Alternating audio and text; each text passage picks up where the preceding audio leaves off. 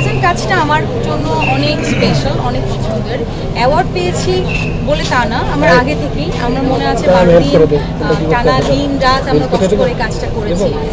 আমার এই অ্যাওয়ার্ড শুধু আমার না, আমার পুরো টিমের জন্য। সো পয়জনের জন্য পাওয়া, অ্যান্ড আমি আসলে খুবই ভালো লাগছে যে বছরের শেষে এত সুন্দর একটা কাজের প্রাপ্তি নিয়ে আসলে বছরটা শেষ করতে পারছি। বছর নাচের প্রশিক্ষণ নিয়েছি আসলে, সো ওই জায়গা থেকে আই লাভ ডান্স। সো অনেকদিন পর সুযোগ হয়েছে কত্থক করার বা ক্লাসিক্যাল ডান্স করার। সো প্রায় 6 বছর পর ক্লাসিক্যাল ডান্স করলাম। সো এই লুকটাই হচ্ছে আমার কত্থক ডান্স।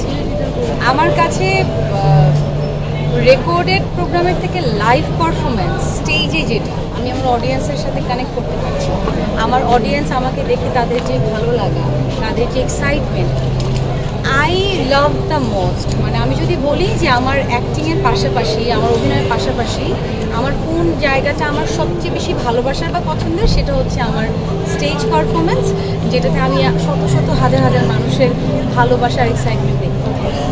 পয়জন দীপ্ত প্লেতে ওয়েব ফিল্ম রিলিজ হয়েছে এই বছরে, পয়জন, যেটার এতটা ভালো রেসপন্স ছিল আলহামদুলিল্লাহ, যে যখন আমাদের প্রিমিয়ার হয়, আমাদের প্রিমিয়ারে বসতে দেওয়ারই মানুষ মানে আমরা দিতে পারছিলাম না, এত মানুষ হয়ে গিয়েছিল। সো অ্যান্ড আমরা তো আসলে অনেক কাজ করি, কিছু কাজ থাকে very close to our heart, right? So poison কাজটা আমার জন্য অনেক স্পেশাল, অনেক পছন্দের। অ্যাওয়ার্ড পেয়েছি বলে তা না, আমার আগে থেকেই আমার মনে আছে 12 দিন টানা দিন রাত আমরা কষ্ট করে কাজটা করেছি।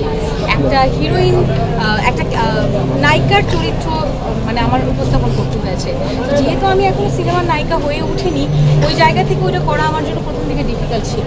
বাট যখন আমি গল্পের মধ্যে ঢুকে যাই, শুধু আমি না, আমার পুরো টিম গল্পের মধ্যে ঢুকে যায়। সো এই জন্যই আমি বলছিলাম স্টেজে উঠে যে আমার এই অ্যাওয়ার্ড শুধু আমার না, আমার পুরো টিমের জন্য। সো পয়জনের জন্য পাওয়া, অ্যান্ড আমি আসলে খুবই ভালো লাগছে যে বছরের শেষে এত সুন্দর একটা কাজের প্রাপ্তি নিয়ে আসলে বছরটা শেষ করতে পারছি। 24 সালটা আসলে আমার কাছে সবারই আসলে ভালো খারাপ আপস অ্যান্ড ডাউন সব কিছুতে থাকে। ইটস নট যে আমরা যারা ইন্ডাস্ট্রিতে কাজ করছি তাদেরই থাকছে, ইটস নট লাইক দ্যাট। আপনি একটা কর্পোরেট জায়গায় দেখেন, আপনি একটা বিজনেসম্যান বিজনেসউম্যানকে দেখেন, সব জায়গায় এটা আছে। আমারও কিন্তু ব্যতিক্রম না, আমারও আপস অ্যান্ড ডাউন ছিল। বাট আমার একটা খুবই ভালো দিক, ভালো গুণ আমি বলতে পারি যে আমার আপস অ্যান্ড ডাউনের মধ্যে আমি ভালো জিনিসটাকে পিক করে আমি সামনের ধাপটাতে, মানে সামনের ধাপে এগিয়ে যেতে পারি, যেটা হয়তো অনেক মানুষ, অনেক আর্টিস্ট পারে না। So I am blessed. Maybe আমি একটা কথা বিশ্বাস করি, if you are honest, no one can stop you. So আমার কাছে মনে হয় যে আল্লাহ আমাকে অনেক ভালোবাসে।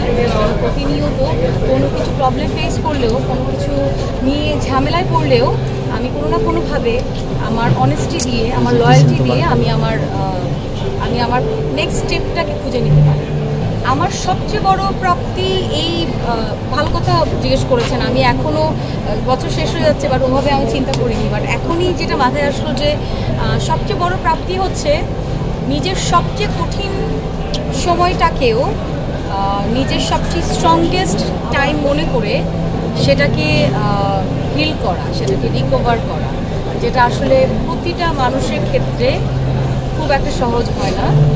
বাট সামহাও আলহামদুলিল্লাহ আমি ব্লেসড, আল্লাহ আছেন আমার সাথে, যে আমার সবচেয়ে কঠিন সময়টাকেও আমি খুব সুন্দর করে পার করতে পেরেছি। এটাই আমার কাছে বড় প্রাপ্তি।